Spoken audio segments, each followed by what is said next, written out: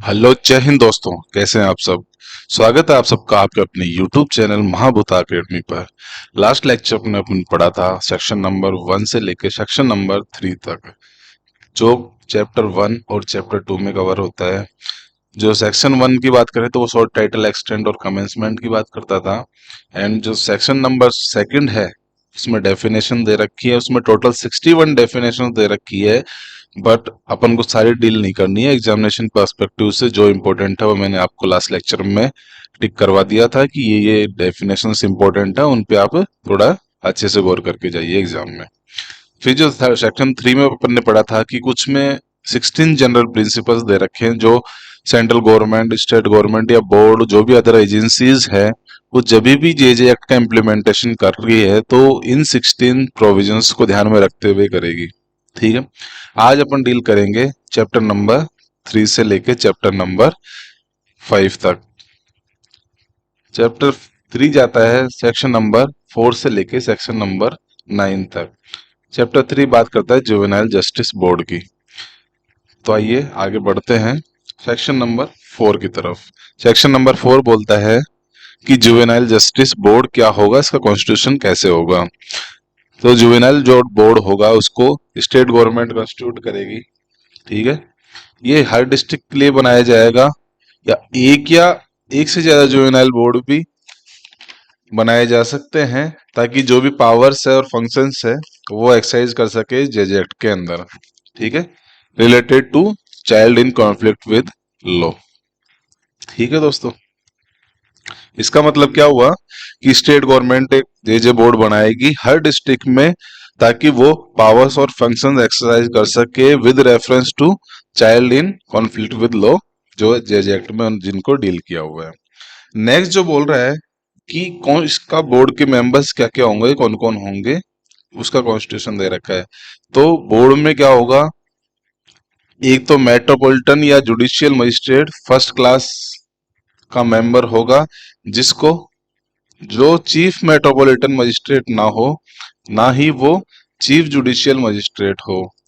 और जो मजिस्ट्रेट होगा उसको यहाँ पे प्रिंसिपल मजिस्ट्रेट के नाम से जाना जाएगा। मतलब जो बोर्ड है, बोर्ड को जो चेयर करेगा वो या तो मेट्रोपॉलिटन मजिस्ट्रेट होगा या जेएमएफसी होगा, बट वो सीजेएम और सीएमएम की रैंक वाला नहीं होगा। और जो मजिस्ट्रेट को अपॉइंट किया गया है यहाँ पे उसको अपन प्रिंसिपल मजिस्ट्रेट यहाँ पे बोलेंगे। ठीक है। और जो मजिस्ट्रेट जिसको अपॉइंट कर रहे हैं, कम से कम एटलीस्ट 3 ईयर का उसके पास एक्सपीरियंस होना चाहिए। साथ ही साथ 2 सोशल वर्कर्स भी होंगे। ठीक है। और उनको उसी मैनर में यहाँ पे सेलेक्ट किया जाएगा जो मैनर जो सेट प्रिफाई कर रखा है, प्रिस्क्राइब कर रखा है गवर्नमेंट ने। ठीक है। और जो 3 मेंबर्स हैं टोटल, उनमें से at least one shall be woman, मतलब एक महिला होगी। और ये 3 मेंबर्स मिलके एक बेंच बनाएंगे, जिसको अपन बोलेंगे जुवेनाइल जस्टिस बोर्ड। ठीक है। और जो ये बेंच होगा उसके पास जो सीआरपीसी की जो भी पावर्स दे रखी है एमएम और जेएमएफसी के पास, वो सारी पावर्स यहाँ पे एक्सरसाइज कर पाएंगे जेजे एक्ट के अंदर में। ठीक है।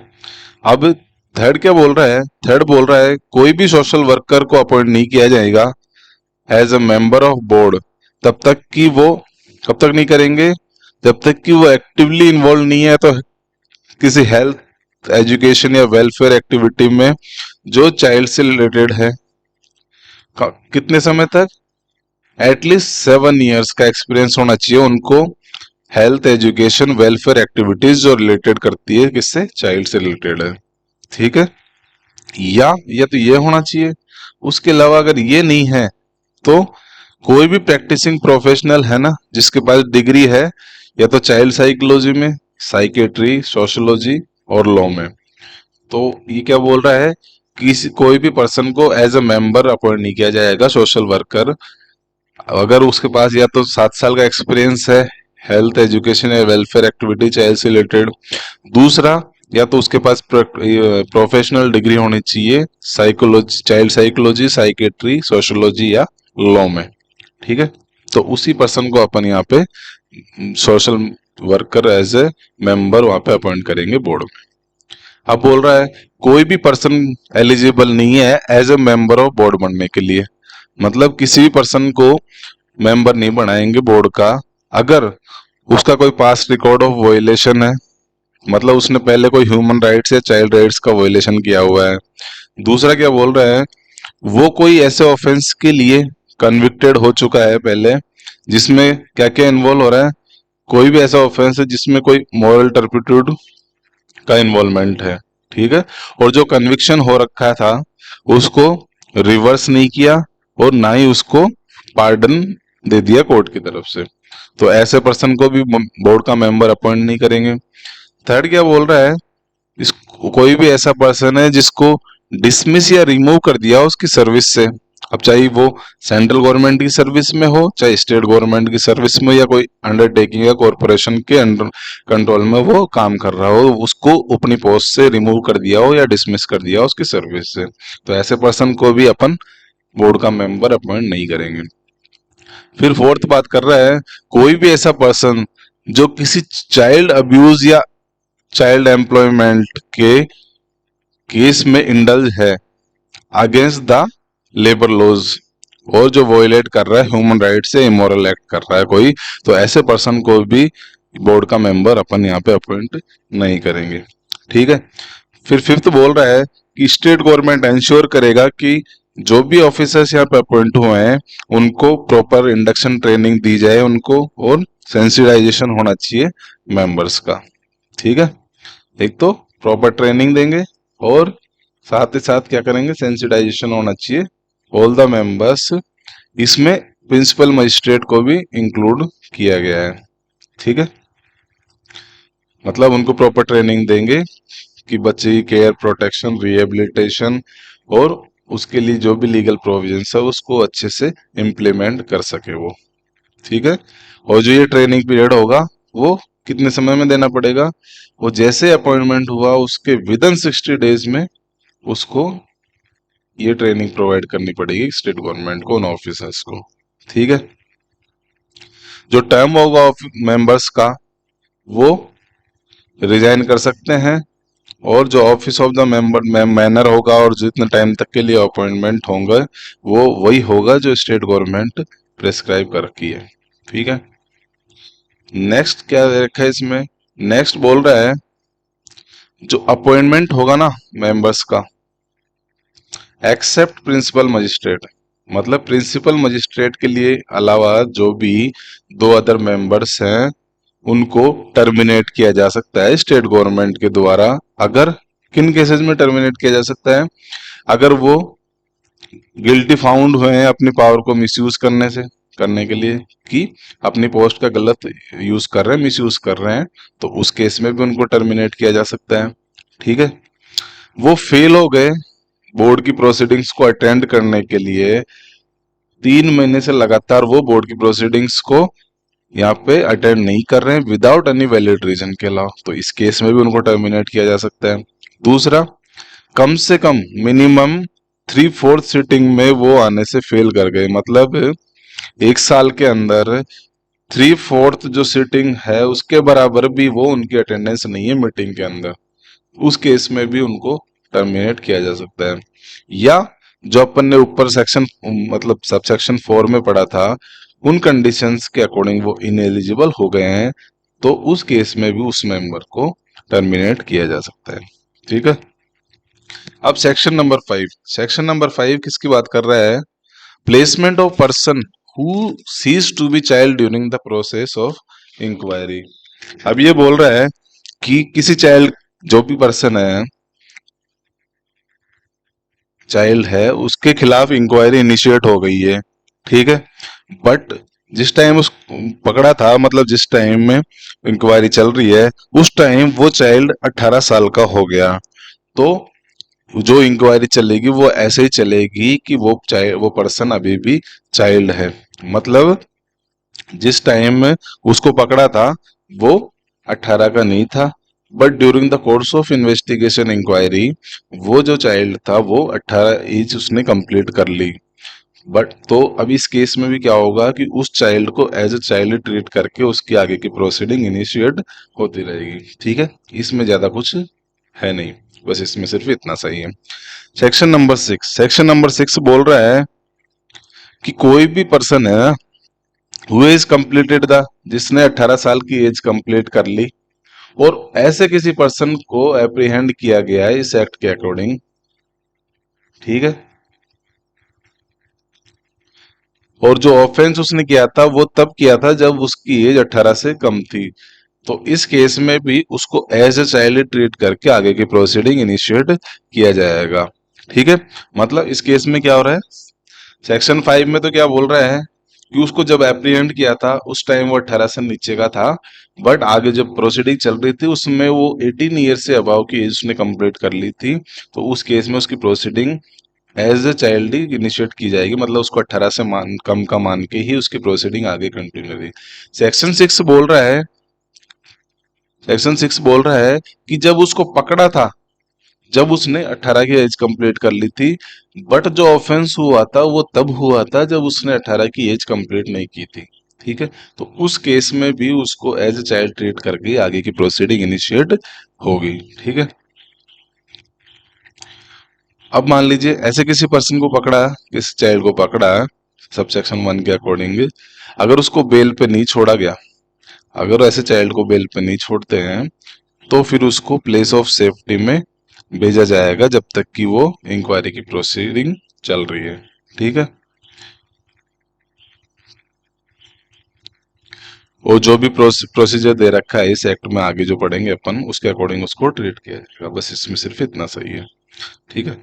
अब सेक्शन 7 बोल रहा है procedure in relation to board, board का क्या प्रोसीजर होगा वो इसमें मेंशन किया हुआ है, ठीक है। ये बोल रहा है बोर्ड क्या करेगी, मीटिंग करेगी जब भी उनको सूटेबल लग रहा है ऐसे किसी टाइम पे, ठीक है, और क्या करेगा कि जब भी ऐसी मीटिंग होगी तो उसमें चाइल्ड फ्रेंडली प्रोसीजर अपनाया जाएगा, ठीक है, और जो वेन्यू होगा ना मीटिंग का, वो ऐसा नहीं होना चाहिए कि वो चाइल्ड वहां पे जाके सहम जाए, डर जाए, ठीक है, और रेगुलर कोर्ट की जैसे भी वहां पे मीटिंग जो वेन्यू है वो एज अ रेगुलर कोर्ट नहीं होना चाहिए, वो चाइल्ड फ्रेंडली होना चाहिए और चाइल्ड को वहां पे कंफर्टेबल महसूस होना चाहिए, ऐसे किसी वेन्यू पे ही मीटिंग की जाएगी बोर्ड की, ठीक है। सेकंड बोल रहा है जब भी किसी सीसीएल को पकड़ेंगे, child in conflict with law को पकड़ेंगे, और तो उसको किसी इंडिविजुअल मेंबर के सामने भी पेश किया जा सकता है बोर्ड के, जरूरी नहीं है कि जब फुल बेंच बैठे तभी उसको प्रोड्यूस किया जाएगा, अगर सिंगल इंडिविजुअल मेंबर भी है बोर्ड का तो उसके सामने भी उसको प्रोड्यूस किया जा सकता है, जब जो बेंच है बोर्ड की वो अगर सिटिंग में नहीं है तो इंडिविजुअल मेंबर के सामने भी उसको प्रोड्यूस किया जा सकता है, ठीक है।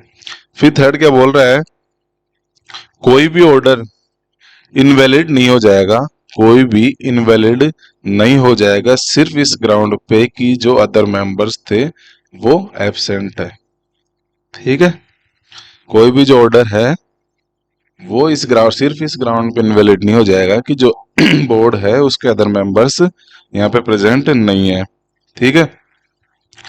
भाई इसका प्रोवाइजो बोल रहा है, इसका प्रोवाइजो इंपॉर्टेंट है, इसका प्रोवाइजो बोल रहा है कि जब भी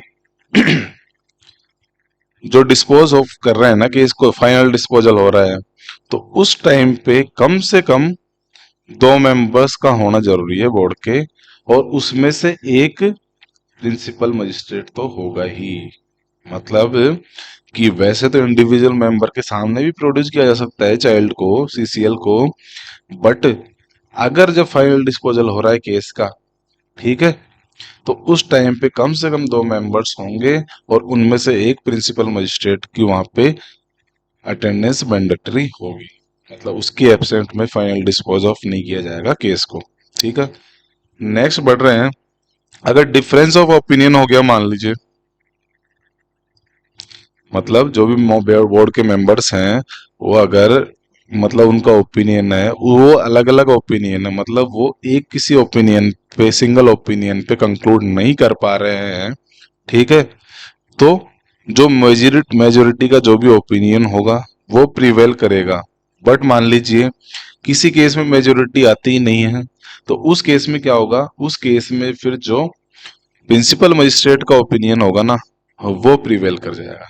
ठीक है, मतलब नॉर्मली अगर डिफरेंस ऑफ ओपिनियन हो रहा है मेंबर्स के बीच में, तो तब तो मेजोरिटी प्रिवेल कर जाएगी। अगर मेजोरिटी कंसेंसस नहीं हो पा रहा है, मेजोरिटी नहीं बन पा रही है, तो उस केस में फिर प्रिंसिपल मजिस्ट्रेट का जो भी ओपिनियन होगा उसको प्रिवेल किया जाएगा, वो प्रिवेल करेगा। ठीक है, अब नेक्स्ट बोल रहा है section number 8, powers functions and responsibilities of board, कि बोर्ड क्या क्या पावर्स एक्सरसाइज करेगा, क्या फंक्शंस होंगे उसके, और उसकी क्या क्या रेस्पॉन्सिबिलिटीज बोर्ड को निभानी पड़ेगी।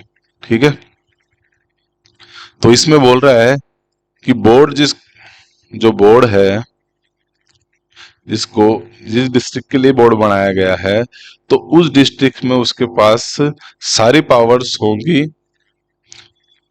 Relating to children in conflict with law से डील करने के लिए। ठीक है, in the area of jurisdiction of such board, मतलब जिस डिस्ट्रिक्ट में बनाया है ना बोर्ड को, उस एरिया में जितने भी child in conflict with law से रिलेटेड कोई केसेस है, तो उन सब केसेस को डील करने की पावर जुवेनाइल जस्टिस बोर्ड के पास रहेगी।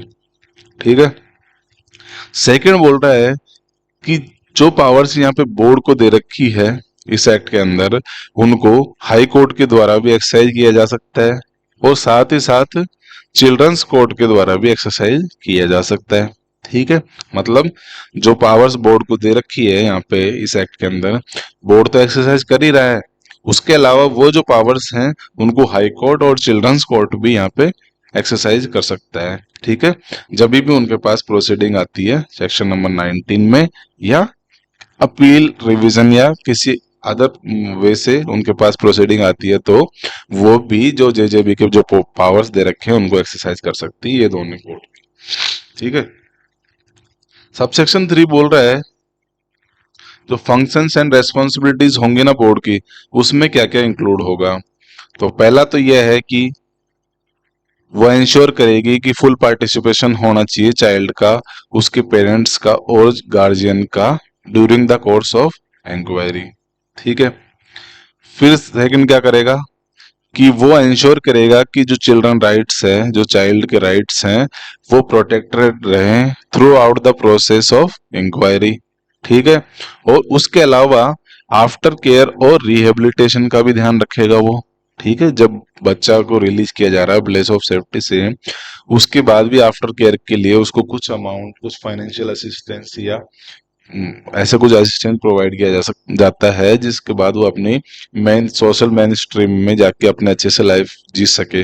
तो उसको भी इंश्योर करना पड़ेगा बोर्ड को, जब एक्सरसाइज कर रहा है अपने फंक्शंस और रेस्पॉन्सिबिलिटीज को। ठीक है, उसके बाद थर्ड बोल रहा है कि इंश्योर करेगा कि उसको जो प्रॉपर लीगल रेमेडी है, लीगल एड है, वो मिल चुकी हो। ठीक है, अब मान लीजिए किसी ऐसे केस में बोर्ड को नेसेसरी लगता है, तो वो उस बच्चे को इंटरप्रेटर या ट्रांसलेटर भी प्रोवाइड करवा सकता है। जब बच्चे को मतलब बच्चे या उसके गार्जियन पेरेंट्स को अगर कुछ समझने में दिक्कत आ रही है, कुछ ऐसी कॉम्प्लिकेशन आ गई ड्यूरिंग प्रोसेस ऑफ इंक्वायरी, तो बोर्ड यहाँ पे इंटरप्रेटर और ट्रांसलेटर की भी प्रोविजन, मतलब उनको भी यहाँ पे अपॉइंट कर सकता है उस केस में।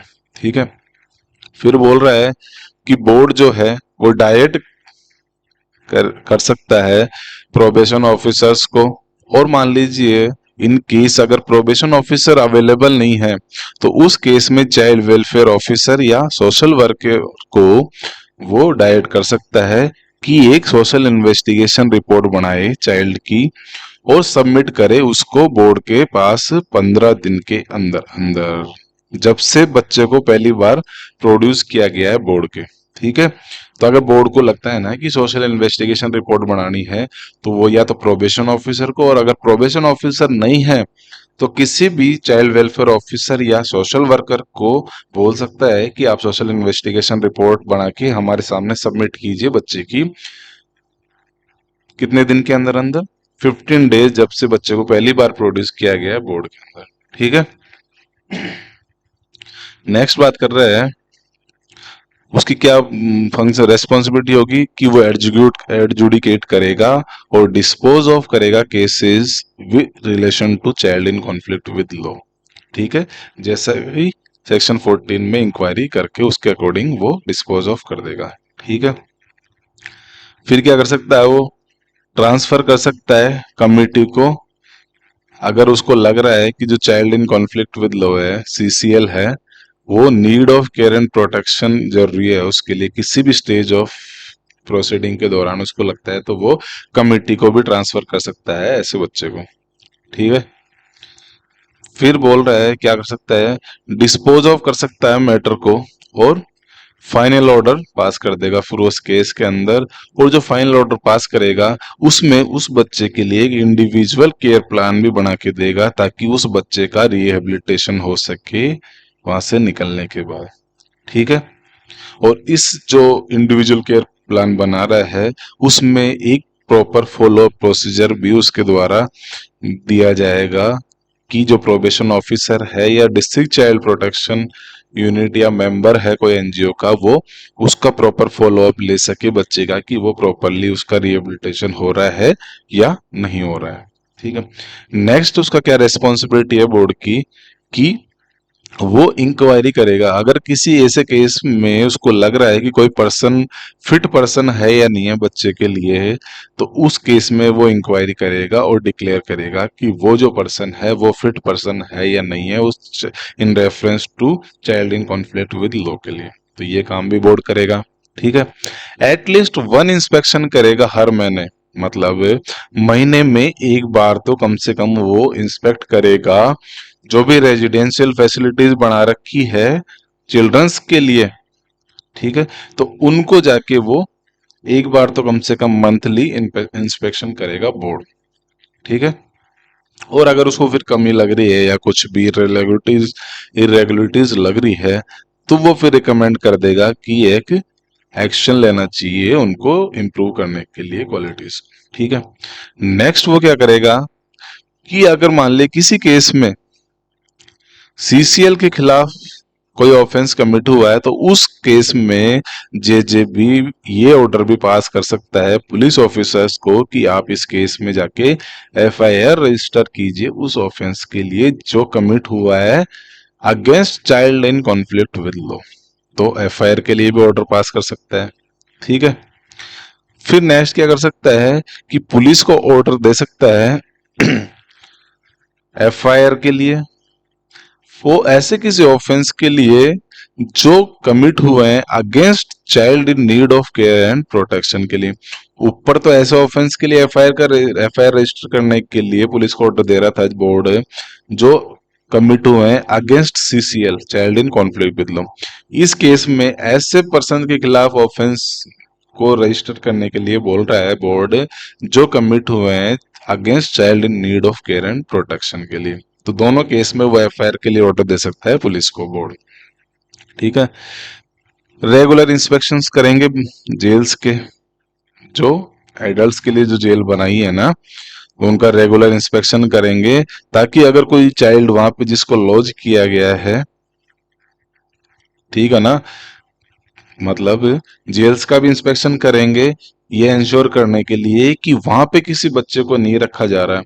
और अगर उसको लगता है किसी बच्चे को वहां पे प्लेस किया हुआ है तो फिर उसको इमीडिएट रिलीफ प्रोवाइड करेंगे और इमीडिएटली उस चाइल्ड को वहां से किसी ऑब्जर्वेशन होम में या प्लेस ऑफ सेफ्टी में वहां पे ट्रांसफर करने का ऑर्डर दिया जाएगा बोर्ड के लिए। और भी कोई अदर प्रोसीजर्स फंक्शंस अगर स्टेट गवर्नमेंट ने प्रिस्क्राइब कर रखे हैं तो वो सारे फंक्शंस भी यहाँ पे जेजे बोर्ड यहाँ पे एनफोर्स करेगा। ठीक है, नेक्स्ट बढ़ते हैं सेक्शन नंबर 9 की तरफ। Procedure to be followed by a magistrate who has not empowered by this act. ठीक है, अब मान लीजिए कोई ऐसा मजिस्ट्रेट है जो एम्पावर नहीं है इस एक्ट में पावर एक्सरसाइज करने के लिए, बट उस ऐसे मजिस्ट्रेट के सामने मैटर आ जाता है तो वो मजिस्ट्रेट क्या प्रोसीजर फॉलो करेगा, वो सेक्शन 9 डील कर रहा है। ठीक है, तो ये बोल रहा है जब मान लीजिए कोई भी मजिस्ट्रेट है वो एम्पावर नहीं है यहाँ पे पावर एक्सरसाइज करने के, ठीक है, और उसको ओपिनियन में ये लग रहा है कि पर्सन जो है उसने ऑफेंस कमिट किया है और उसको लग रहा है कि वो चाइल्ड है, मतलब कोई ऐसा मजिस्ट्रेट है जिसके सामने मैटर आया है बट वो कम एम्पावर नहीं है उस मैटर को डील करने से, बट उसको लग रहा है कि जिस पर्सन ने यहाँ पे ऑफेंस कमिट किया है वो चाइल्ड है, ठीक है, तो वो क्या करेगा, विदाउट डिले, मतलब बिना कोई किसी बात का डिले करे वो रिकॉर्ड कर लेगा उसको ओपिनियन और फॉरवर्ड कर देगा उस चाइल्ड को इमीडिएटली किसके पास, ऐसे किसी बोर्ड के पास जिसके पास जुरिडिक्शन है उस चाइल्ड के केस से डील करने के लिए, ठीक है। मतलब ये क्या बोल रहा है, किसी ऐसे मजिस्ट्रेट के सामने मैटर आया है जो यहाँ पे जुरिडिक्शन नहीं है उसके पास डील करने का, और उसको ऐसा लग रहा है कि जिस पर्सन ने ऑफेंस किया है वो चाइल्ड है, तो वो अपना ओपिनियन रिकॉर्ड करके जिस बोर्ड के पास जुरिडिक्शन है उस बोर्ड को फॉरवर्ड कर देगा उस चाइल्ड को इमीडिएटली, ठीक है, अपने रिकॉर्ड्स के साथ। उसमें सेकंड क्या बोल रहा है, इन केस अगर उसको लग रहा है कि जो चाइल्ड है, मतलब ये लग रहा है कोई क्वेश्चन अराइज हो गया बोर्ड के सामने कि जो पर्सन है वो चाइल्ड है या नहीं है जिस दिन उसने ऑफेंस कमिट किया गया था, ठीक है, तो फिर क्या कोर्ट करेगा, कोर्ट क्या करेगा कि वो इंक्वायरी करेगा और अपने एविडेंस से जो भी उसको नेसेसरी लग रहे हैं, बट एफिडेविट पे नहीं लेगा, जो भी एविडेंस उसको नेसेसरी लग रहे हैं उसकी एज डिटरमाइन करने के लिए, तो उनको लेके और एक रिकॉर्ड बना लेगा, ठीक है, और उसमें स्टेट कर देगा कि वो बच्चा जो है वो चाइल्ड है या नहीं है, ठीक है, उसको जो भी ओपिनियन आ रहा है उसमें स्टेट का, तो उसमें लिख देगा, उस अपने जो भी रिकॉर्ड मेंटेन कर रहा है उसके अंदर लिख देगा कि ये चाइल्ड है या नहीं है, ठीक है। फिर इसका जो प्रोवाइजो है, प्रोवाइजो सिर्फ इतना सा बोल रहा है कि जो क्लेम है ना चाइल्ड है या नहीं है वो पर्सन है, तो वो किसी भी स्टेज पे आ सकता है, इवन आफ्टर फाइनल डिस्पोजल के बाद भी आ सकता है, ठीक है ना। मतलब ये क्वेश्चन कि वो जो पर्सन है जिसने ऑफेंस किया है वो चाइल्ड है या नहीं है, वो किसी भी स्टेज पे अराइज हो सकता है, ठीक है, किसी भी स्टेज पे आ सकता है। हाँ, यहाँ तक कि वो फाइनल डिस्पोजल हो गया ना केस का उसके बाद भी ये क्वेश्चन अराइज हो सकता है कि वो बच्चा है या नहीं है, ठीक है। अब मान लीजिए,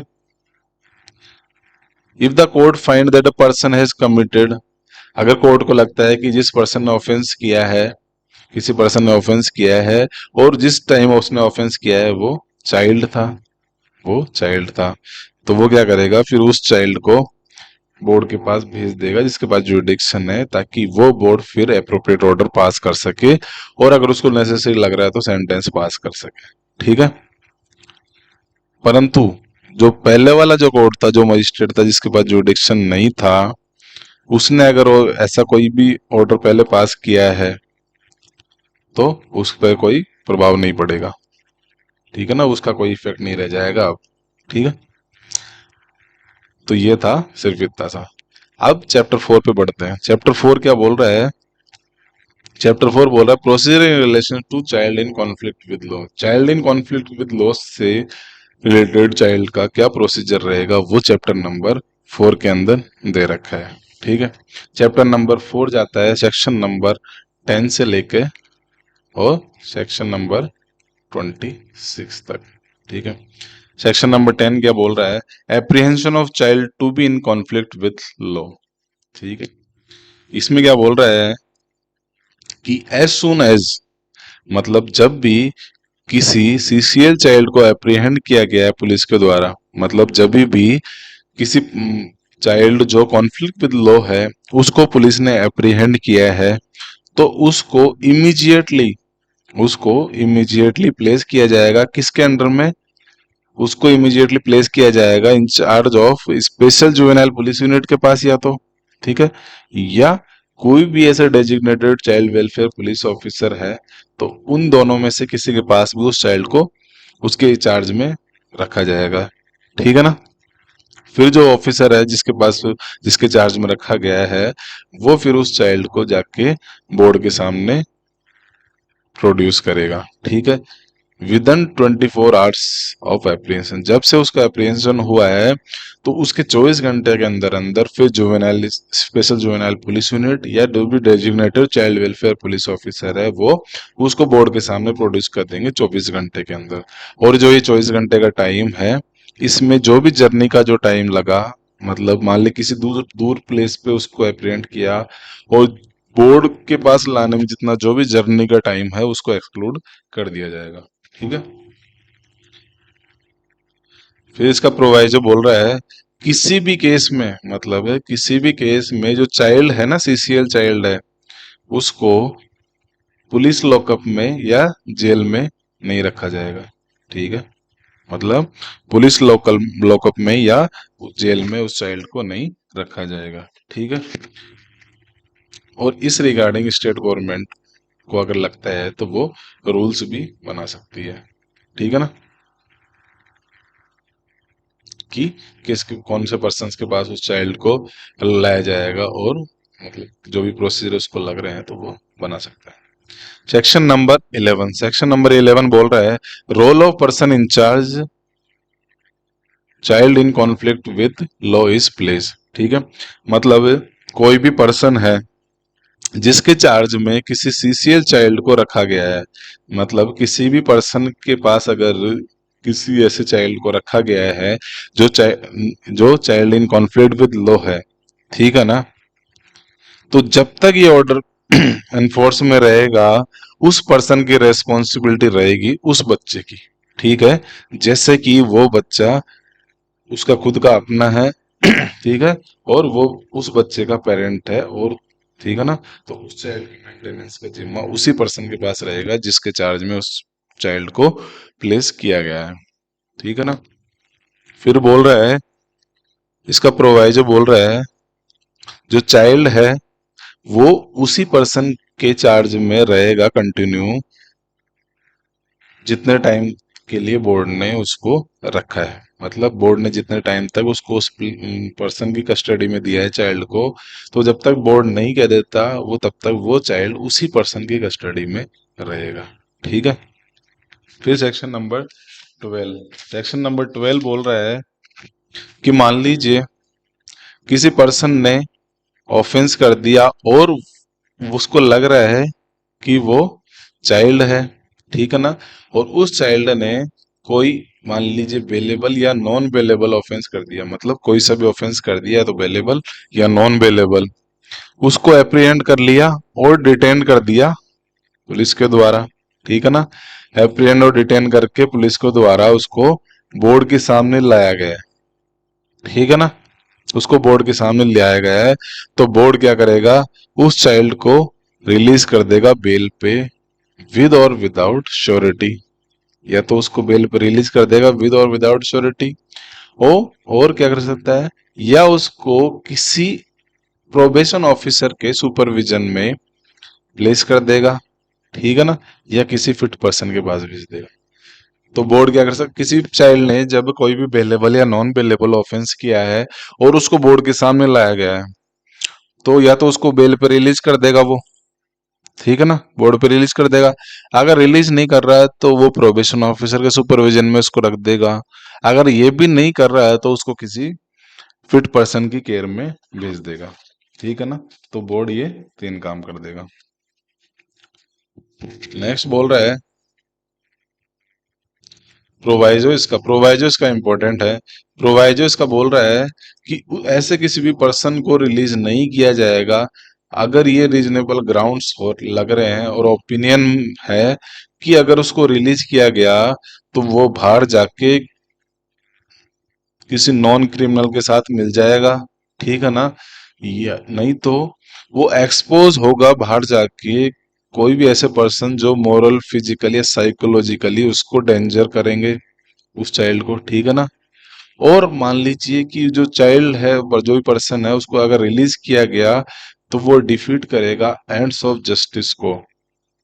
तो इन तीनों केस में उस पर्सन को रिलीज नहीं किया जाएगा बेल पे जब उसको लग रहा है कि वो जाके किसी बाहर नॉन क्रिमिनल्स के साथ मिल जाएगा। ठीक है, या वो जो चाइल्ड है वो एक्सपोज हो जाएगा बाहर जाके किसी भी मॉरल फिजिकल या साइकोलॉजिकल डेंजर में, या अगर उस पर्सन को रिलीज किया गया तो वो डिफीट कर देगा एंड्स ऑफ जस्टिस के लिए।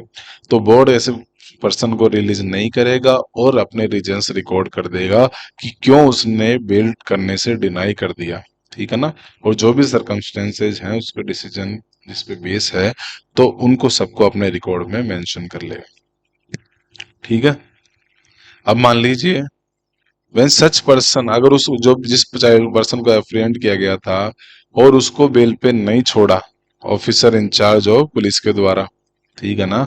किसी पर्सन को अप्रीहेंड कर लिया, बट जो ऑफिसर इंचार्ज था पुलिस स्टेशन का, तो उसने उस चाइल्ड को, जो भी पर्सन था, उसको छोड़ा नहीं, उसने मान लीजिए बेल पे, तो फिर जो ऑफिसर है उस पर्सन को किसी ऑब्जर्वेशन होम में या प्लेस ऑफ सेफ्टी में उसको रख देगा, जब तक कि उस पर्सन को बोर्ड के सामने पेश नहीं किया जाता, तब तक, ठीक है। अब मान लीजिए थर्ड बोल रहा है कि जो पर्सन है उसको बोर्ड ने ही रिलीज नहीं किया, मतलब बोर्ड के द्वारा ही उसको रिलीज नहीं किया गया, तो फिर उसको क्या करेगा, बोर्ड बोर्ड ऑर्डर कर देगा कि उसको किसी ऑब्जर्वेशन होम में या प्लेस ऑफ सेफ्टी में उस पर्सन को सेटल कर दिया जाए, उस पर्सन को रख दिया जाए, जब तक कि इंक्वायरी पेंडिंग चल रही है, ठीक है। अब मान लीजिए इसका फोर्थ बोल रहा है कि जो सीसीएल है, child in conflict with law है, वो अनेबल है बोल बेल की कंडीशंस को फुलफिल करने के लिए विद इन 7 डेज, मतलब मान लीजिए उसको ऑर्डर पास किया कि आप बेल बेल बॉन्ड भर दीजिए, बेल की कंडीशन को सेटिस्फाई कर दीजिए तो हम आपको बेल दे देंगे, बट वो उन बेल की कंडीशंस है उनको अनेबल हो गया फुलफिल करने से 7 दिन में, ठीक है ना। तो बोर्ड क्या करेगा फिर, तो उस चाइल्ड को फिर shall be produce before the board for modification of the condition, तो उस चाइल्ड को फिर बोर्ड के सामने लाया जाएगा, फिर बोर्ड जो भी उचित लग रहा है उसको, तो वो नेसेसरी मॉडिफिकेशन कर देगी उन कंडीशंस में, ठीक है, जैसा भी उसको अपने ओपिनियन में लग रहा है। 13 बात कर रहा है इंफॉर्मेशन टू पेरेंट्स, गार्जियन और प्रोबेशन ऑफिसर। जब भी किसी सीसीएल को एप्रीहेंड किया गया है, तो जो भी designated child welfare police officer है, ठीक है ना, या कोई स्पेशल जुवेनाइल पुलिस यूनिट है, जिसके सामने उस चाइल्ड को लाया गया है, तो जितना जल्दी पॉसिबल हो सके वो इन्फॉर्म करेगा उस चाइल्ड के या तो पेरेंट या गार्जियन को, ठीक है ना, और उनको इन्फॉर्म कर देगा कि वो प्रेजेंट हो जाएं आके जब भी बोर्ड की प्रोसीडिंग है उस दिन। अगर और दूसरे केस और किसको इन्फॉर्म करेगा, प्रोबेशन ऑफिसर को, और अगर प्रोबेशन ऑफिसर नहीं है तो उस केस में चाइल्ड वेलफेयर पुलिस ऑफिसर को इन्फॉर्म कर देगा कि वो आए और 2 वीक के अंदर अंदर उस चाइल्ड की सोशल इन्वेस्टिगेशन रिपोर्ट बना के उसका जो भी फैमिली बैकग्राउंड है, एंटेसिडेंट्स है, वो उस रिपोर्ट में मेंशन करके और बोर्ड के सामने पेश किया जाए, ताकि बोर्ड को ड्यूरिंग द इंक्वायरी उससे असिस्टेंस ले सके बोर्ड, उसकी सोशल बैकग्राउंड और फैमिली बैकग्राउंड को ओपिनियन जब भी बना रहा है तब उसको असिस्टेंस ले सके, ठीक है। मान लीजिए जब चाइल्ड को रिलीज कर दिया बेल पे, तो उस केस में जो प्रोबेशन ऑफिसर और जो चाइल्ड वेलफेयर पुलिस ऑफिसर है उसको भी इन्फॉर्म किया जाएगा बोर्ड के द्वारा, ठीक है। तो इसमें क्या बोल रहा है सेक्शन नंबर 13 सिर्फ इतना सा बोल रहा है, कभी भी जब सीसीएल को अप्रीहेंड किया गया है, तो जो चाइल्ड वेलफेयर पुलिस ऑफिसर है और जो स्पेशल जुवेनाइल पुलिस यूनिट है वो इन्फॉर्म करेंगे उसके पेरेंट्स और गार्जियन को, ताकि वो बोर्ड की जब प्रोसीडिंग हो, इनिशिएट हो, उस दौरान प्रेजेंट रहें। उसके साथ साथ ही वो प्रोबेशन ऑफिसर को भी इन्फॉर्म करेगा, और प्रोबेशन ऑफिसर नहीं है तो चाइल्ड वेलफेयर पुलिस ऑफिसर को इन्फॉर्म करेगा कि वो 2 वीक के अंदर अंदर सोशल इन्वेस्टिगेशन रिपोर्ट बना के दे बोर्ड को उस चाइल्ड की, ठीक है। और जब उस चाइल्ड को रिलीज कर देंगे बेल पे, तो प्रोबेशन ऑफिसर और चाइल्ड वेलफेयर पुलिस ऑफिसर को इन्फॉर्म किया जाएगा, ठीक है। अब बोल रहा है सेक्शन नंबर 14। सेक्शन नंबर 14 क्या बोल रहा है कि जब भी जो चाइल्ड को अप्रीहेंड किया गया है वो एलिज है कि वो child in conflict with law है, मतलब ये हो रहा है कि जिस चाइल्ड को प्रोड्यूस किया गया है वो एलिज है कि वो child in conflict with law है और उसको बोर्ड के सामने प्रोड्यूस किया गया है, तो बोर्ड क्या करेगा, बोर्ड इंक्वायरी करेगा, बोर्ड इंक्वायरी करेगा और जो भी उसको ऑर्डर नेसेसरी लग रहा है वो पास कर देगा, जो भी सेक्शन 17 और 18 के अंदर उसको लग रहा है तो उसके अकॉर्डिंग वो ऑर्डर पास कर देगा, ठीक है। और जो इंक्वायरी होगी वो within 4 months from the date of first production, जिस दिन उसको पहली बार बोर्ड के सामने प्रोड्यूस किया गया है उसके 4 महीने के अंदर अंदर इंक्वायरी कंप्लीट हो जाएगी। ठीक है, जब तक कि बोर्ड एक्सटेंड ना कर देते कोई फर्दर टाइम पीरियड के लिए। ठीक है ना। और for maximum period of 2 months more months by the board, तो मतलब मैक्सिमम कितना हो गया कि उसको 4 महीने के अंदर अंदर इंक्वायरी पूरी करनी पड़ेगी। बट अगर नेसेसरी लग रहा है तो वो 2 महीने और बढ़ा सकता है। ठीक है, तो 4 + 2 पूरे टोटल 6 months के अंदर उसको इंक्वायरी कंप्लीट करके देनी पड़ेगी। ठीक है, फिर बोल रहा है कि जो भी प्रिलिमिनरी असेसमेंट है ना हीनियस ऑफेंसेस के केस में, मान लीजिए सेक्शन 15 के अंदर हीनियस ऑफेंस में कोई इंक्वायरी हो रही है बोर्ड के द्वारा, प्रिलिमिनरी असेसमेंट हो रहा है, तो वो 3 महीने के अंदर अंदर कंप्लीट करना पड़ेगा from date of first production. जिस दिन पहली बार उसको प्रोड्यूस किया गया है बोर्ड के पास, तो उसके 3 महीने के अंदर अंदर जो भी उसका प्रिलिमिनरी असेसमेंट हो रहा है किसी हीनियस ऑफेंस के, तो 3 महीने के अंदर अंदर उसको डिस्पोज ऑफ करना पड़ेगा बोर्ड के द्वारा। ठीक है ना। अगर मान लीजिए पीटी ऑफेंसेस की जो इंक्वायरी हो रही थी पीटी ऑफेंसेस के लिए, वो जो एक्सटेंड किया ना अपन ने ऊपर से 4+2, 6 महीने के बाद भी अगर इनकंक्लूसिव है, उसका कोई रिजल्ट नहीं आ रहा, तो 6 महीने निकलने के बाद जो प्रोसीडिंग है वो टर्मिनेट हो जाएगी। उसके बाद उस केस में कोई पीटी ऑफेंसेस के केस में कोई भी प्रोसीडिंग इनिशिएट नहीं होगी। पर मान लीजिए कि फॉर सीरियस और हीनियस ऑफेंसेस, मान लीजिए अगर सीरियस और जो हीनियस केस में अगर हीनियस ऑफेंस के केस में बोर्ड को लग रहा है कि फर्दर टाइम नेसेसरी है इंक्वायरी कंप्लीट करने के लिए, ठीक है ना, तो वो जो टाइम होगा वो सिर्फ सीजेएम ही ग्रांट करेगा या सीएमएम ही ग्रांट करेगा। ठीक है ना, अपने रीजंस रिकॉर्ड करके राइटिंग में। तो ये क्या बोल रहा है कि 6 महीने के बाद जो पिटी ऑफेंसेस की इंक्वायरी है वो तो टर्मिनेट हो जाएगी, बट सीरियस और हीनियस ऑफेंस के केस में अगर बोर्ड को लग रहा है कि फर्दर टाइम नेसेसरी है, तो उसके बाद वो सीजेएम या सीएमएम ही उसको टाइम पीरियड ग्रांट कर सकते हैं, ये अपने रीजंस रिकॉर्ड करके राइटिंग में। ठीक है, फिर नेक्स्ट बोल रहा है board shall take the following steps to ensure fair. Board ये जो नीचे कुछ स्टेप्स दे रखे हैं इनको फुलफिल करेगा ताकि एक फेयर और स्पीडी इंक्वायरी हो सके। ठीक है, तो पहला तो क्या बोल रहा है कि जो भी सीसीएल है उसके साथ ड्यूरिंग द इंक्वायरी कोई भी इल ट्रीटमेंट ना हो बाय पुलिस और बाय अदर पर्सन। ठीक है, इसमें लॉयर, प्रोबेशन ऑफिसर या कोई भी ऐसा अदर पर्सन भी इंक्लूड हो सकते हैं। ठीक है ना। तो पहला तो क्या करेगा ड्यूरिंग इंक्वायरी, बोर्ड ये इंश्योर करेगा कि उस चाइल्ड के साथ कोई भी किसी भी तरीके का इल ट्रीटमेंट नहीं हो। ठीक है ना। सेकंड क्या करेगा, जो भी प्रोसीडिंग है वह इंश्योर करेगा कि सिंपल मैनर में प्रोसीडिंग चले। ठीक है ना। और जो चाइल्ड है उसको उसकी केयर भी इंश्योर करेगा वो। ठीक है ना।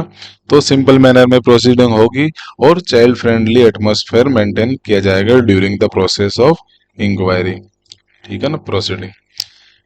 थर्ड क्या करेगा बोर्ड, चाइल्ड को भी अपॉर्चुनिटी देगा of being heard and participate in the inquiry, मतलब उस चाइल्ड को भी सुना जाएगा और उसको पार्टिसिपेट करने का मौका दिया जाएगा इंक्वायरी में।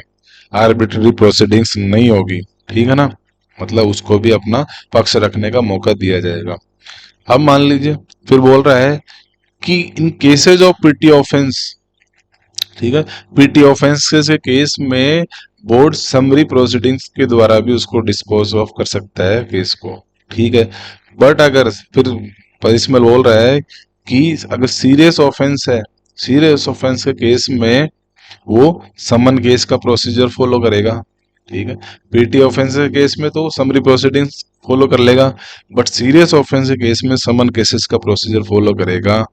और फिर बोल रहा है कि हीनियस ऑफेंस के केस में अगर वो जो चाइल्ड है वो अगर बिलो 16 ईयर है, जिस दिन ऑफेंस किया वो बिलो 16 ईयर है, तो उस केस में फिर वो समन केस का प्रोसीजर फॉलो कर लेगा।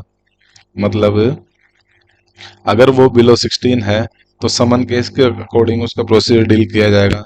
बट अगर वो अबाउ 16 ईयर है, जिस दिन ऑफेंस किया वो अबाउ 16 ईयर्स है, तो उस केस में फिर 16 जो सेक्शन 5 का प्रोसीजर दे रखा है वो यहाँ पे अप्लाई हो जाएगा। अब सेक्शन 15 क्या बोल रहा है? सेक्शन 15 बोल रहा है कि प्रिलिमिनरी असेसमेंट होगा हीनियस ऑफेंसेस के केस में। ठीक है, हीनियस ऑफेंस के केस में क्या होगा? प्रिलिमिनरी असेसमेंट होगा। सेक्शन 15 बोल रहा है कि जिस बच्चे ने ऑफेंस किया है वो उसने कंप्लीट कर दी या 16 ईयर से अबाव है वो, ठीक ना? या तो वो 16 ईयर्स से अबाव है पहले से ही, या जिस दिन ऑफेंस किया उस दिन वो 16 ईयर्स का कंप्लीट हो गया एज, तो उस केस में क्या होगा? बोर्ड एक प्रिलिमिनरी असेसमेंट करवाएगा ताकि उसकी जो मेंटल या फिजिकल कैपेसिटी है ऑफेंस करने की उसको जज किया जा सकता है। ठीक है, कि उस बच्चे की क्या मेंटल और फिजिकल कैपेसिटी है कि ऑफेंस कर सकता है या नहीं कर सकता है, ये जज करने के लिए उसका प्रीलिमिनरी असेसमेंट करवाया जाएगा। और ये भी देखा जाएगा कि वो उसकी कितनी एबिलिटी है कि वो कॉन्सिक्वेंसेस जो हो रहे हैं ऑफेंस के उनको समझ पाने की उतनी कितनी एबिलिटी है, कितनी कैपेबिलिटी है उस बच्चे के अंदर। ये सब जज करने के लिए उस बच्चे का एक प्रीलिमिनरी असेसमेंट करवाया जाएगा बोर्ड के द्वारा। ठीक है ना? और उसके बाद वो उसको जो भी उचित ऑर्डर लग रहा है वो ऑर्डर पास कर सकता है, जो भी सेक्शन है 18 के सब सेक्शन 3 के कंडीशंस को फुलफिल करते हुए। तो क्या बोल रहा है कि 16 ईयर से अब किसी ने ऑफेंस किया बच्चे ने तो उसका एक प्रिलिमिनरी असेसमेंट किया जाएगा ताकि उसकी मेंटल कैपेसिटी और फिजिकल कैपेसिटी को जज किया जा सके कि वो जो ऑफेंस हो रहा है उसके कॉन्सिक्वेंसेस को कितना एबल है कि वो उसको समझ रहा है या नहीं समझ रहा है।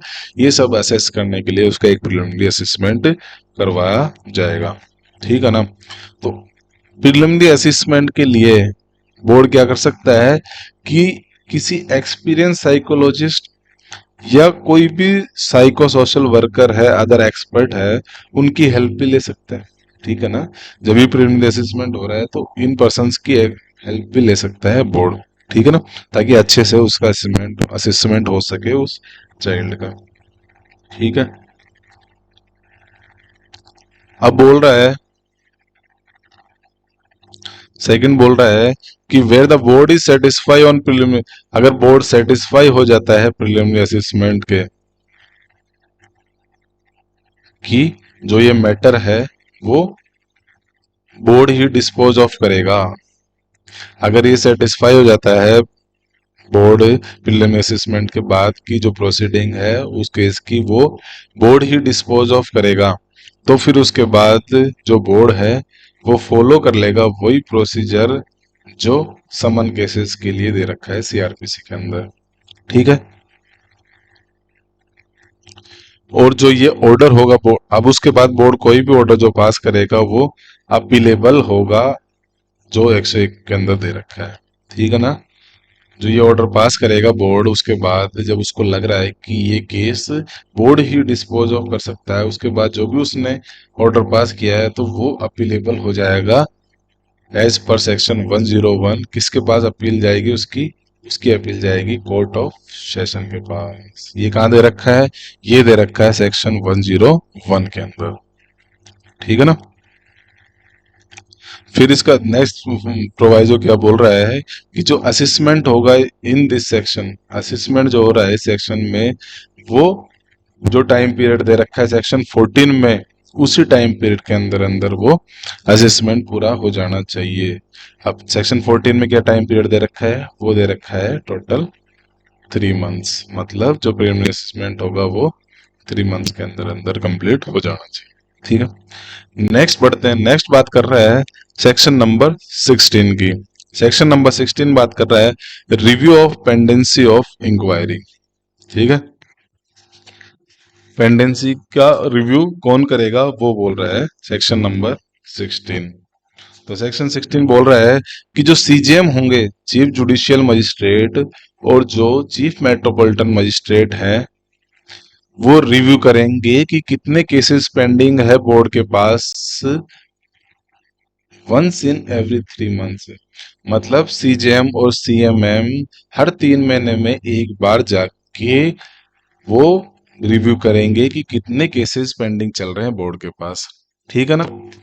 और अगर उसको कुछ लग रहा है, मतलब कि उनको लग रहा है कि सेटिस्फाइबल प्रोसीडिंग नहीं चल रही है, तो वो बोर्ड को फिर डायरेक्ट कर देंगे कि वो अपनी सिटिंग फ्रीक्वेंसी है, जो भी सिटिंग सॉरी फ्रीक्वेंसी है, उसको बढ़ाएं। ठीक है। और अगर लग रहा है तो वो रिकमेंड कर देंगे एडिशनल बोर्ड्स को सेटअप करने के लिए भी। ठीक है। तो सीजीएमओ और सीएमएम 3 महीने में एक बार जाके केसेस की पेंडेंसी चेक करेंगे, रिव्यू करेंगे कि कितने केसेस पेंडिंग चल रहे हैं बोर्ड के पास। ठीक है। उसके बाद बोल रहा है कि नंबर ऑफ केसेस, कितने केसेस पेंडिंग चल रहे हैं बोर्ड के पास। ठीक है। तो वो एक हाई लेवल कमेटी हर 6 महीने के अंदर अंदर रिव्यू करेगी कि कितने केसेस बोर्ड के पास पेंडिंग चल रहे हैं। और वो जो हाई लेवल कमेटी होगी उसमें कौन कौन होंगे? उसमें एक तो एग्जीक्यूटिव चेयरपर्सन होगा, जो स्टेट लीगल सर्विस अथॉरिटी का होगा। दूसरा, पहला तो कौन होगा? एग्जीक्यूटिव चेयरपर्सन, जो स्टेट लीगल सर्विस अथॉरिटी का, वो चेयरपर्सन होगा उस कमेटी का। उसमें फिर एक होम सेक्रेटरी होगा, ठीक है, स्टेट का। दूसरा, एक रिप्रेजेंटेटिव होगा, कोई भी वॉलंटरी या नॉन गवर्नमेंटल ऑर्गेनाइजेशन का, जो नॉमिनेट किया जाएगा चेयरपर्सन के। तो इसमें कितने हो गए? 3 मेंबर्स हो गए टोटल। ठीक है। तो पहला तो बोल रहा है कि एक सीजीएम और सीएमएम तो हर 3 महीने में इसकी रिव्यू पेंडेंसी चेक करेंगे। फिर हर 6 महीने में एक हाई लेवल कमेटी भी चेक करेगी कि कितने केसेस पेंडिंग चल रहे हैं बोर्ड के पास। ठीक है। और उसमें ये 3 मेंबर्स होंगे। ठीक है। एग्जीक्यूटिव चेयरपर्सन होगा एक तो state legal legal service authority का। दूसरा, एक होम सेक्रेटरी होगा। ठीक है। और तीसरा, एक मेंबर होगा वॉलंटरी या किसी भी एनजीओ का। ठीक है। फिर बोल रहा है इंफॉर्मेशन ऑफ पेंडेंसी, कितने केसेस पेंडिंग चल रहे हैं उसकी इंफॉर्मेशन बोर्ड के द्वारा भी प्रोवाइड की जाएगी। किसको? सीजीएम और सीएमएम को। और साथ ही साथ डिस्ट्रिक्ट मजिस्ट्रेट को भी, ऑन क्वार्टरली बेसिस। मतलब पर वो लोग तो इंक्वायरी, मतलब उसके रिव्यू कर ही रहे हैं। उसके साथ साथ बोर्ड की भी ये ड्यूटी है कि वो एक रिपोर्ट फर्निश करेगा इंफॉर्मेशन, जिसमें मेंशन करके कि कितने बेसिस पेंडिंग चल रहे हैं उसके सामने, सीजीएम को, सीएमएम को और डीएम साहब को, क्वार्टरली बेसिस पे। ठीक है ना। जो भी स्टेट गवर्नमेंट ने प्रेस्क्राइब कर रखा है प्रोसीजर, उस फॉर्म के अकॉर्डिंग वो इंफॉर्मेशन फर्निश करेगा इन तीनों को। फिर फोर्थ बोल रहा है कि जो डीएम साहब है, डिस्ट्रिक्ट मजिस्ट्रेट साहब हैं, अगर उनको लग रहा है तो वो बेस्ट इंटरेस्ट ऑफ चाइल्ड में, तो वो खुद भी आगे से इंफॉर्मेशन मंगा सकते हैं बोर्ड से। ठीक है ना। बोर्ड या कमेटी से डीएम साहब खुद भी आगे आगे से भी इंफॉर्मेशन मंगा सकते हैं। ठीक है। तो ये था review of pendency of inquiry, section number 16।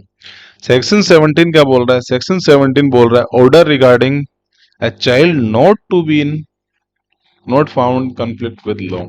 मतलब अब जो पर्सन था जिसको एज अपन रिगार्ड करके आ रहे थे कि वो child in conflict with law है, अब मान लीजिए कि वो child in conflict with law found ही नहीं हुआ, तो उस केस में फिर क्या ऑर्डर पास किया जा सकता है, वो बता रहा है सेक्शन नंबर 17। ठीक है। तो सेक्शन नंबर 17 बात कर रहा है कि मान लीजिए where board is satisfy, board satisfy हो जाता है इंक्वायरी करने के बाद, बोर्ड सेटिस्फाई हो जाता है इंक्वायरी करने के बाद कि जिस चाइल्ड को उसके सामने लाया गया था, उस चाइल्ड ने तो ऑफेंस किया ही नहीं। भाई, उस जिस चाइल्ड को उसके सामने पेश किया गया था, उस चाइल्ड ने तो ऑफेंस किया ही नहीं। तो फिर उस केस में बोर्ड क्या करेगा? बोर्ड पास कर देगा एक ऑर्डर, जो भी उसको उचित लग रहा है। ठीक है। अब मान लीजिए सेकंड केस क्या है? In case it appear to the board, मान लीजिए बोर्ड को लग रहा है कि जो चाइल्ड है वो need of care and protection भी जरूरी है उस चाइल्ड को, तो वो उस फिर उस चाइल्ड को रेफर कर देगा उस चाइल्ड वेलफेयर कमेटी के पास, अपने जो भी डायरेक्शन है वो नोटिफाई करके। तो सेक्शन 17 सिर्फ इतना सा बोल रहा है कि मान लीजिए बोर्ड के सामने चाइल्ड को लाया गया और वो सेटिस्फाई हो जाता है बोर्ड कि उस चाइल्ड ने तो ऑफेंस किया ही नहीं, तो फिर उस बोर्ड को जो भी ऑर्डर नेसेसरी लग रहा है तो वो इफेक्टिव ऑर्डर पास कर सकता है। और साथ ही साथ अगर बोर्ड को लग रहा है कि जो चाइल्ड है वो need of care and protection है, मतलब उसको केयर और प्रोटेक्शन की नीड है उस चाइल्ड को, तो फिर उस चाइल्ड को रेफर कर देगा वो कम्युनिटी के पास। ठीक है। नेक्स्ट है section number 18। Section number 18 most important है। मोस्ट इंपॉर्टेंट, यहां से क्वेश्चन अक्सर देखने को मिलते हैं। सेक्शन नंबर 18 बोल रहा है order regarding child found to be in conflict with law. Section 17 तो बोल रहा है कि not found in conflict with law है तो उसको जो भी नेसेसरी लग रहा है तो उसको ऑर्डर पास कर दे। अब बोल रहा है कि चाइल्ड फाउंड हो गया कॉन्फ्लिक्ट विद लॉ से, ठीक है ना। तो ये बोल रहा है कि where board is satisfy, board satisfy हो गया कि जो चाइल्ड है उसने कोई पिटी या कोई सीरियस ऑफेंस किया है, ठीक है, या जो चाइल्ड है वो बिलो 16 ईयर्स है, बिलो 16 ईयर्स चाइल्ड ने हीनियस ऑफेंस कर दिया, ठीक है ना। और अबाउट 16 ईयर्स चाइल्ड ने कोई हीनियस ऑफेंस कर दिया और जिसका बोर्ड ने प्रिलिमिनरी असेसमेंट करने के बाद उसको सेटिस्फाई है कि उसने ऑफेंस किया है, ठीक है ना। तो बोर्ड क्या करेगा, कोई भी नेचर ऑफ ऑफेंस देख के कि क्या उस ऑफेंस का नेचर क्या है, ठीक है ना,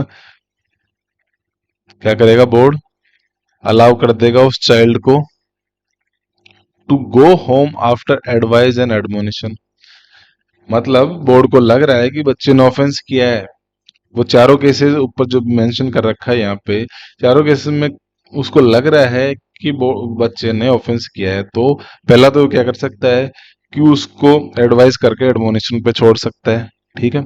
दूसरा, उसको डायरेक्ट कर सकता है कि वो पार्टिसिपेट करेगा जाके किसी ग्रुप काउंसलिंग के लिए, कोई भी ऐसी सिमिलर एक्टिविटीज में जाके वो पार्टिसिपेट करेगा।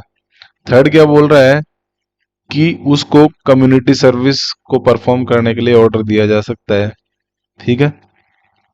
फोर्थ बोल रहा है कि उस चाइल्ड को या उसके पेरेंट्स गार्जियंस को फाइन पे करने के लिए ऑर्डर पास कर सकता है, ठीक है।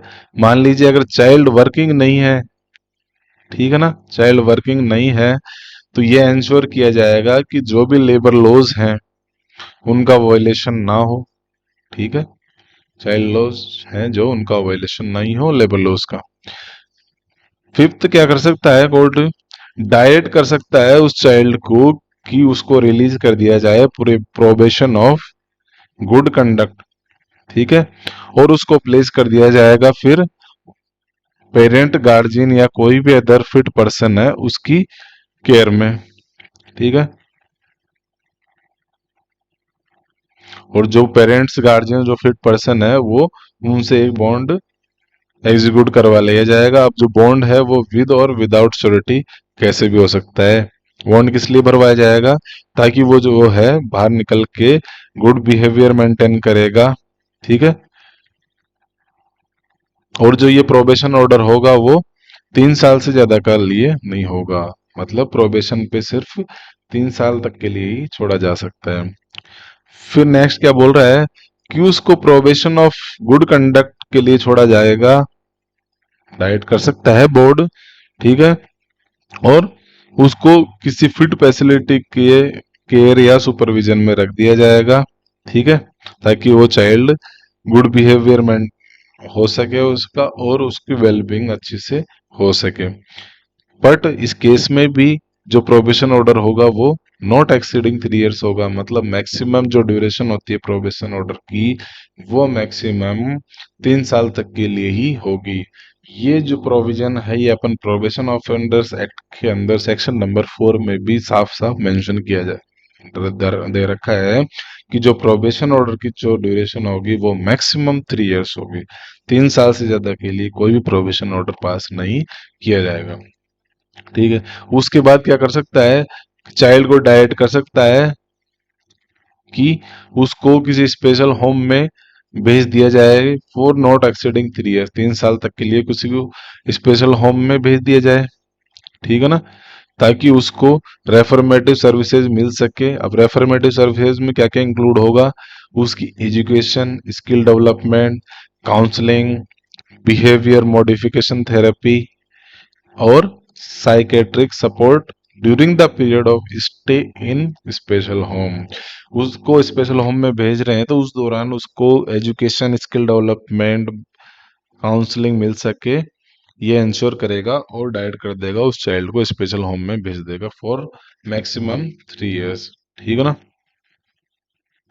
बट अगर इसका प्रोवाइजर बोल रहा है कि जो कंडक्ट है और जो बिहेवियर है चाइल्ड का वो ऐसा नहीं है, मतलब जो भी उसका कंडक्ट है और बिहेवियर है चाइल्ड का वो चाइल्ड के इंटरेस्ट में नहीं है, और या जो दूसरे चाइल्ड वहां पे रिसाइड कर रहे हैं उनके बेस्ट इंटरेस्ट में नहीं है, तो बोर्ड फिर उस चाइल्ड को किसी अदर प्लेस ऑफ सेफ्टी के लिए भी भेज देगा, मतलब किसी अदर प्लेस ऑफ सेफ्टी में भी उसको ट्रांसफर कर दिया जाएगा।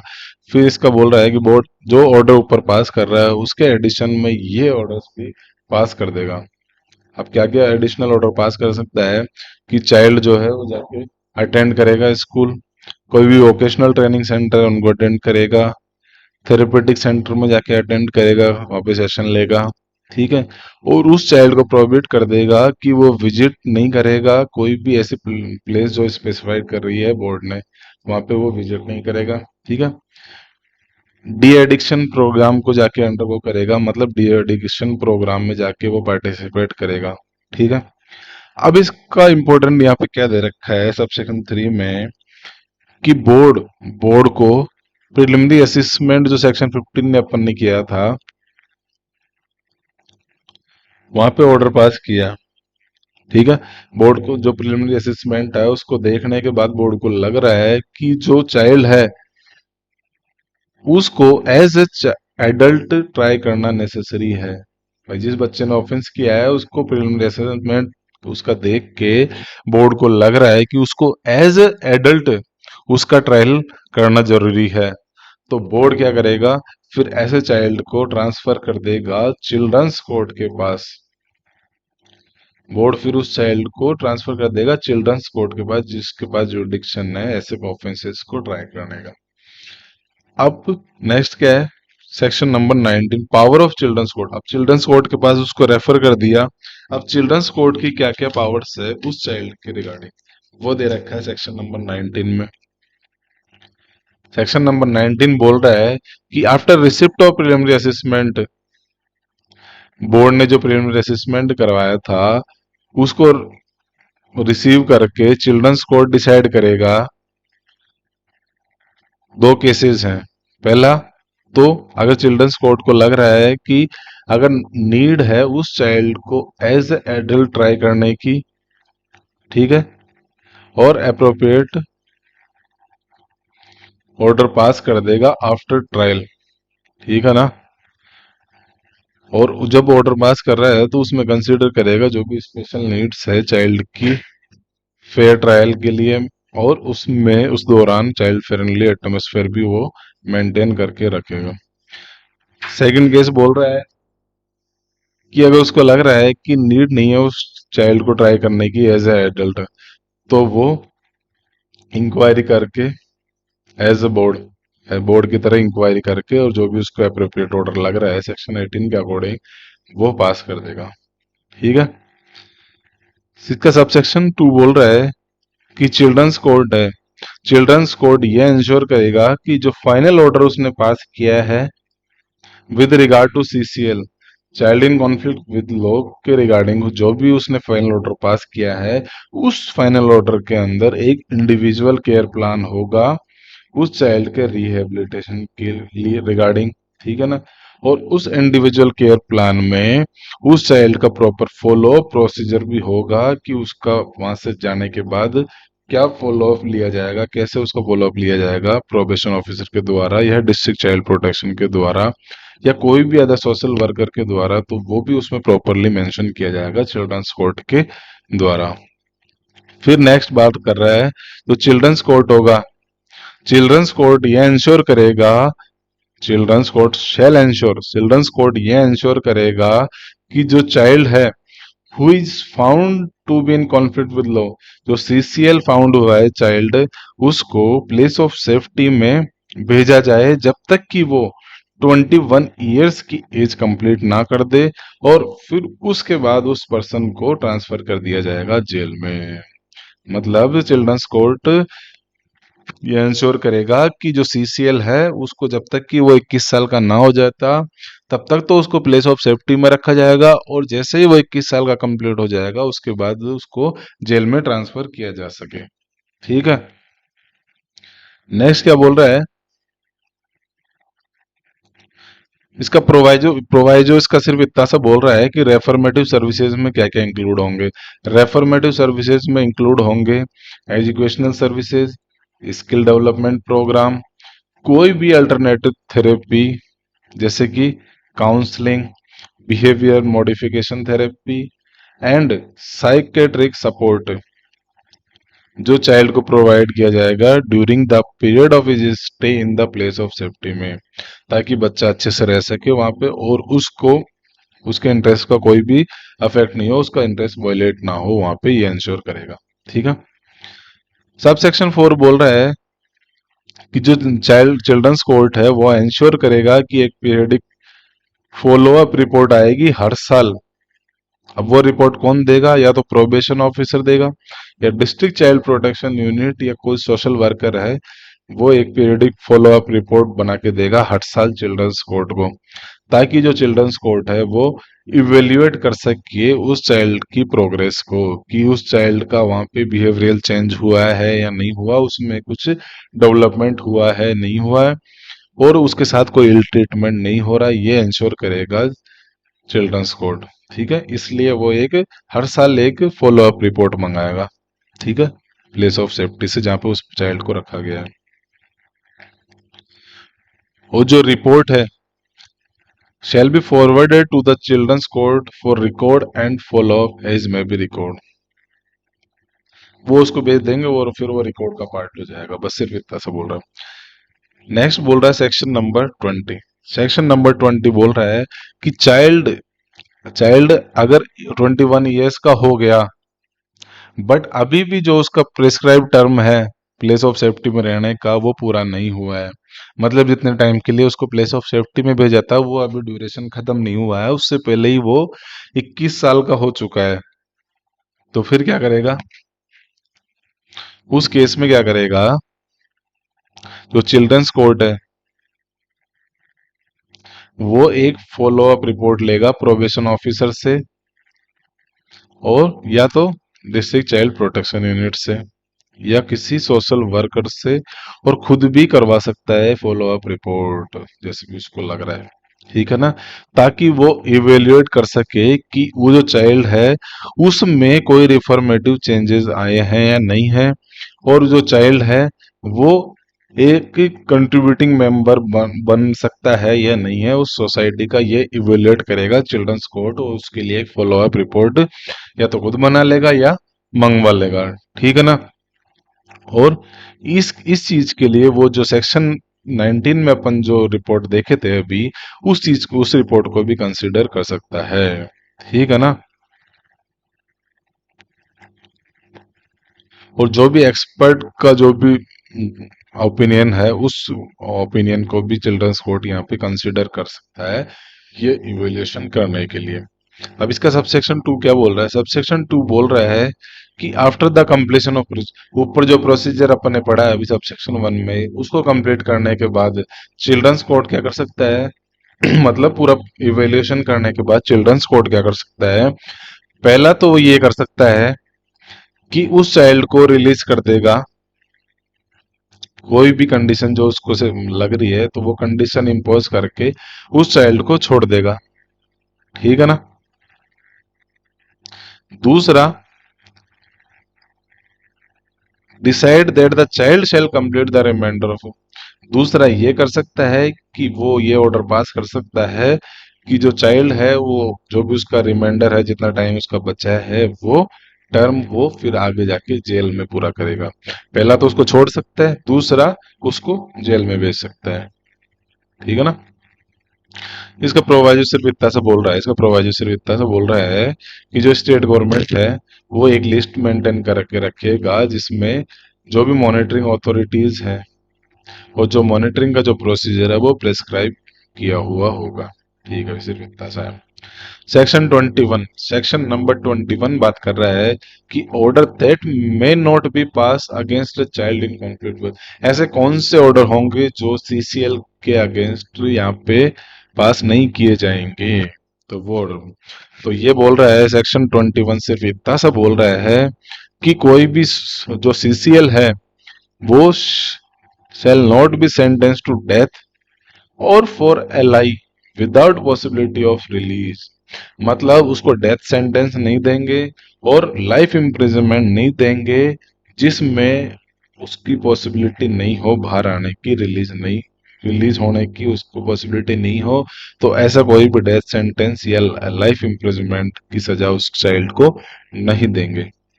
ठीक है, मतलब कोई भी सीसीएल है उसको सेंटेंस नहीं देंगे डेथ की या एलआई की जिसमें उस पर्सन चाइल्ड की बाहर निकलने की पॉसिबिलिटी ही ना हो, ऐसी कोई भी सजा नहीं देंगे। ठीक है, सिर्फ इतना सा बोल रहा है। सेक्शन नंबर 22 बात कर रहा है, सेक्शन नंबर 22 ये बोल रहा है कोई भी प्रोसीडिंग, कोई भी ऑर्डर पास नहीं किया जाएगा as per chapter 8 of CrPC उस चाइल्ड के खिलाफ। ठीक है, कोई भी प्रोसीडिंग इंस्टीट्यूट नहीं होगी और कोई भी ऑर्डर पास नहीं किया जाएगा against any child under chapter 8 of CrPC. अब सीआरपीसी में चैप्टर 8 क्या बोल रहा है बताइए दोस्तों। तो इसमें ये बोल रहा है 22 में कि जो सीआरपीसी में जो चैप्टर 8 है उस चैप्टर 8 के अंदर कोई भी केस, उस कोई भी प्रोसीडिंग उस चाइल्ड के खिलाफ इनिशिएट नहीं होगी और कोई भी ऑर्डर उस चाइल्ड के खिलाफ पास नहीं होगा as per chapter 8 of CrPC. ठीक है, तो सीआरपीसी का जो चैप्टर 8 है उसमें कोई भी प्रोसीडिंग इनिशिएट नहीं होगी और कोई भी ऑर्डर पास नहीं होगा उस चाइल्ड के खिलाफ चैप्टर 8 का। ठीक है, चैप्टर 8 बात करता है security for keeping peace and good behaviour.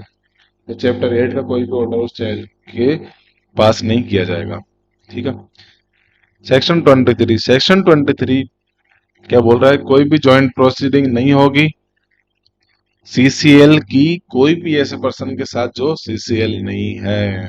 ठीक है, तो there shall be no joint proceeding, कोई भी जॉइंट प्रोसीडिंग नहीं होगी सीसीएल की with a person who is not a child, मतलब चाइल्ड की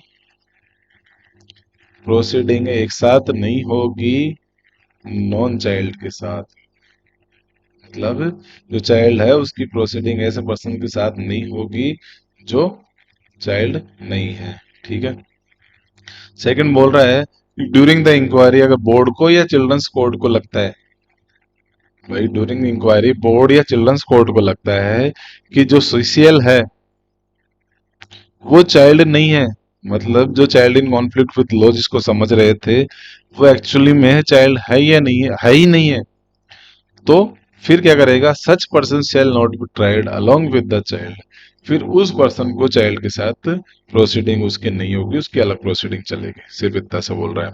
तो सेक्शन 23 सिर्फ इतना सा बोल रहा है कि चाइल्ड की प्रोसीडिंग एडल्ट के साथ नहीं चलेगी, उसकी अलग प्रोसीडिंग चलेगी। सेक्शन 24 रिमूवल ऑफ डिस्क्वालिफिकेशन की बात कर रहे हैं। सेक्शन 424 रिमूवल ऑफ डिस्क्वालिफिकेशन की बात कर रहा है। ये वैसा ही है जो section number 12 probation of offenders act में दे रखा है, उसमें भी यही दे रखा है सेक्शन नंबर 12 में प्रोबेशन एक्ट के अंदर कि जो भी कोई भी अगर चाइल्ड है उसको एडमोनिशन या प्रोविजन पे छोड़ा गया है किसी पर्सन को, तो उस पर्सन कोई आगे जाके कोई भी डिस्क्वालिफिकेशन सफर नहीं करेगा सिर्फ इस ग्राउंड पे कि उसको एडमोनिशन या प्रोविजन का बेनिफिट दिया गया था पहले। ठीक है, तो इस चीज से उसको कोई भी डिस्क्वालिफिकेशन नहीं होगी। वो सेम चीज यहाँ पे सेक्शन नंबर 24 में भी दे रखी है।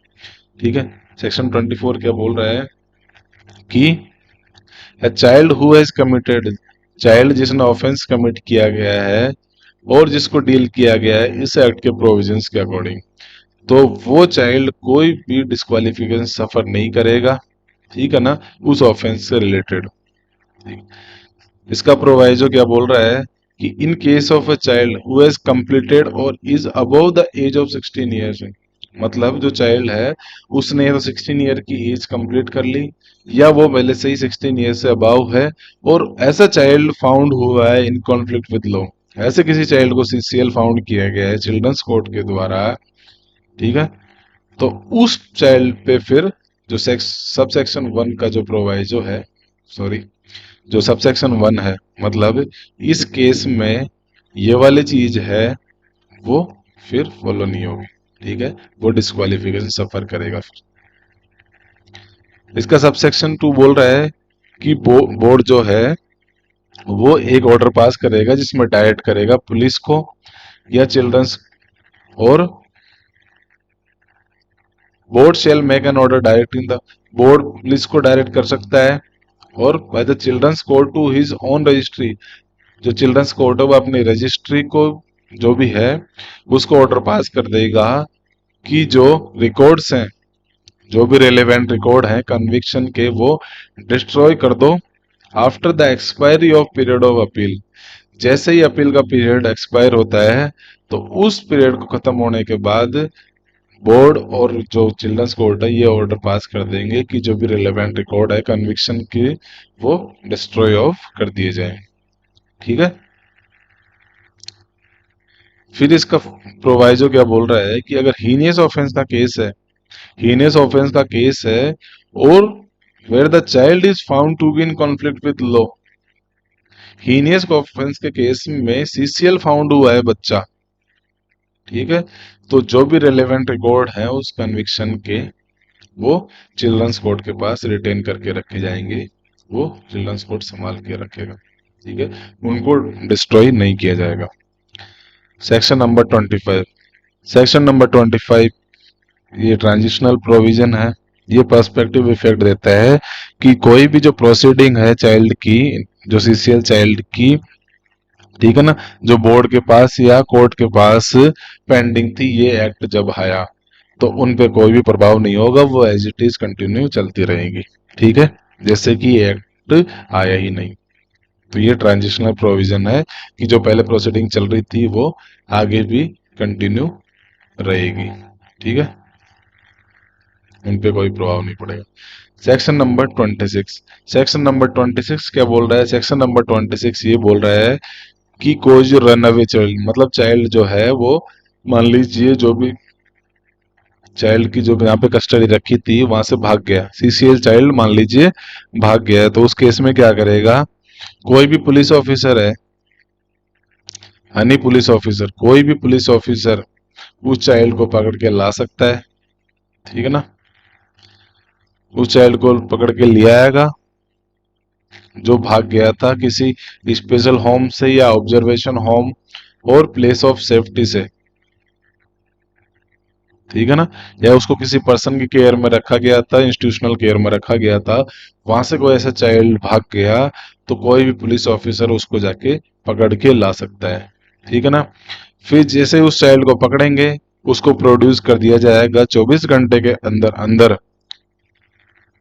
कोशिश की जाएगी कि उसको उसी बोर्ड के पास प्रोड्यूस किया जाए जिस बोर्ड ने उसको ऑर्डर पास किया गया था, ओरिजिनल ऑर्डर। अगर ये पॉसिबल नहीं है तो कोई भी अगर जो नियरेस्ट बोर्ड है उसके सामने भी उसको प्रोड्यूस किया जाएगा। पहले तो कोशिश यही की जाएगी कि जिस बोर्ड ने ओरिजिनल ऑर्डर पास किया था उसको रखने का, उसी बोर्ड के पास उसको प्रोड्यूस किया जाए। पर अगर ये पॉसिबल नहीं है तो उसको नियरेस्ट बोर्ड जो भी है जहाँ पे उस चाइल्ड को फाउंड किया गया है उस बोर्ड के पास भी भेज दिया जाएगा। ठीक है, फिर थर्ड बोल रहा है कि बोर्ड जो भी रीजंस है उनको असरटेन कर लेगा कि चाइल्ड किस वजह से भागा, और फिर जो भी अप्रोप्रिएट ऑर्डर्स उसको लग रहा है वो पास करके उसको वापस उस इंस्टीट्यूशन में या जिस पर्सन की केयर में वो था उसको वापस वहां पे प्लेस कर दिया जाएगा। ठीक है। इसका प्रोवाइजो बोल रहा है कि जो बोर्ड है वो अब जब उसको वापस प्लेस कर रहा है चाइल्ड को, तो एडिशनल डायरेक्शंस भी कुछ जो भी उसको लग रहा है स्पेशल स्टेप्स क्या क्या नेसेसरी है लेने के लिए, तो उनके लिए एडिशनल डायरेक्शंस भी प्रोवाइड कर सकता है ताकि जो बच्चे का बेस्ट इंटरेस्ट है वो मेंटेन हो सके। ठीक है। कोई भी एडिशनल प्रोसीडिंग नहीं होगी उस चाइल्ड के खिलाफ जो भाग गया था। मतलब रन अवे चाइल्ड को जब पकड़ के ला रहे हैं तो उसके बाद उस ग्राउंड पे कि वो भागा क्यों, वहां से वो भाग गया था, इस ग्राउंड पे कोई भी एडिशनल प्रोसीडिंग्स उस बच्चे के खिलाफ इंस्टीट्यूट नहीं होगी। ठीक है। तो ये था दोस्तों आज की अपनी छोटी सी क्लास। आई होप कि आपको ये पसंद आई होगी। नेक्स्ट क्लास में अपन डील करेंगे सेक्शन नंबर 27 से लेके लास्ट तक, जितना हो सकेगा उतने अपन कंप्लीट कर देंगे। ठीक है। क्योंकि आगे इसमें अपन जो पढ़ेंगे वो यही है कि जो बीच वाले सेक्शंस हैं वो सिर्फ एक एक लाइन के सेक्शन है, उनको आपको सिर्फ नंबर याद करना है और ज्यादा याद करने की जरूरत नहीं है। ठीक है। तो आज के लिए आपसे विदा चाहते हैं। आई होप कि आपको पसंद आया होगा। अगर पसंद आया तो इसको लाइक शेयर भी कीजिएगा और बने रहिए हमारे साथ। नेक्स्ट लेक्चर में मिलते हैं आपके साथ जल्द ही। जब तक के लिए जय हिंद, थैंक यू, धन्यवाद।